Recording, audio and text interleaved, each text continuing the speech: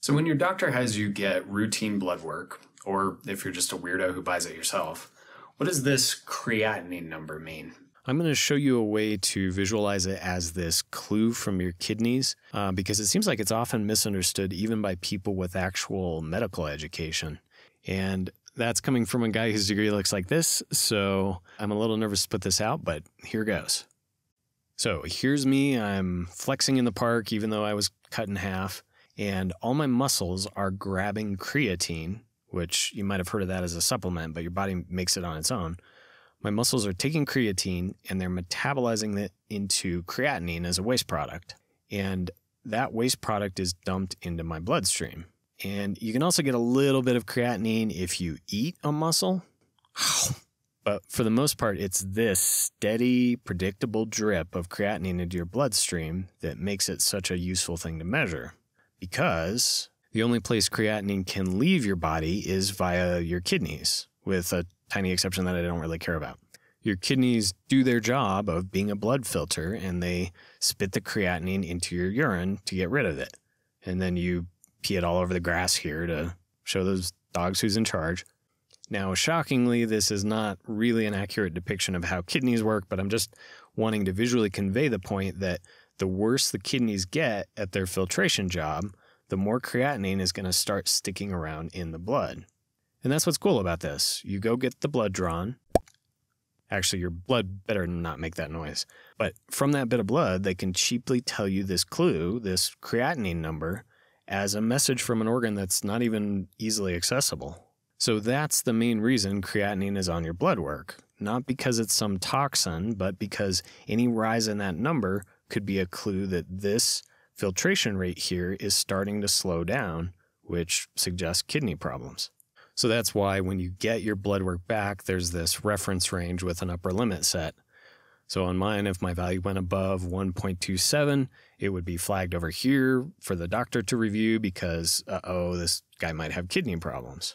But even with values inside that range that are low enough that they don't get flagged, you can probably see that you'd ideally want to avoid having that number climb over the years, because that implies your kidneys are starting to struggle with that janitorial job.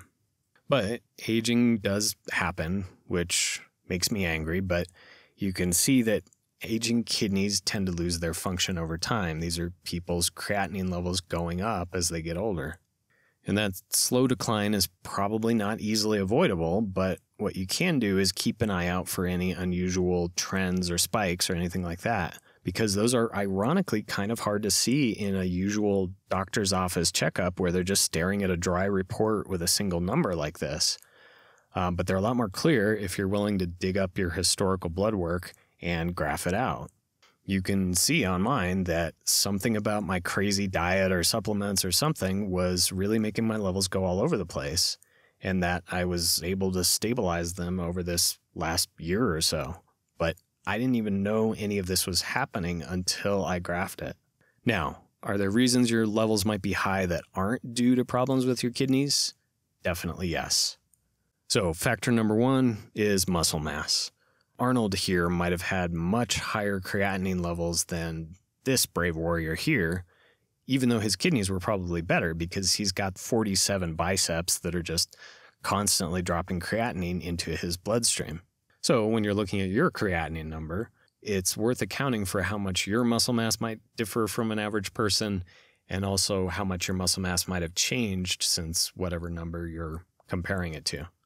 Second factor is your sex, your race, your body size. Those all might affect your levels. I think I'm just going to tackle these in a separate video because there's this EGFR number on your blood work that attempts to adjust for these kinds of things. Factor number 3 is meat consumption. I don't think this is as big of an issue as some of the natural health sites will imply.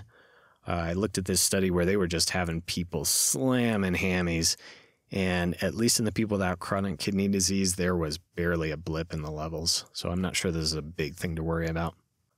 A fourth factor is creatine intake. Since creatinine is made from creatine, consuming a lot of creatine might make your levels artificially high. And factor number 5 is 5 dozen other things that are probably less common, and I don't fully understand them, so I'll just scroll past them really fast so you can't tell that I'm pretty ignorant. So all those are things that could throw off your creatinine levels.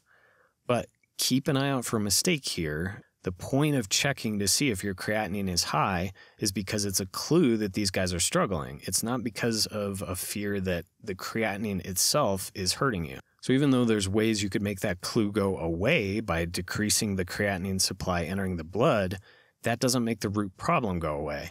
So if you see advice online, they'll say things like, switch from weight training to yoga. And that might make your doctor furrow their brow less when they look at your test results, but you didn't fix the root problem. You just turned down the volume on your kidney's cry for help.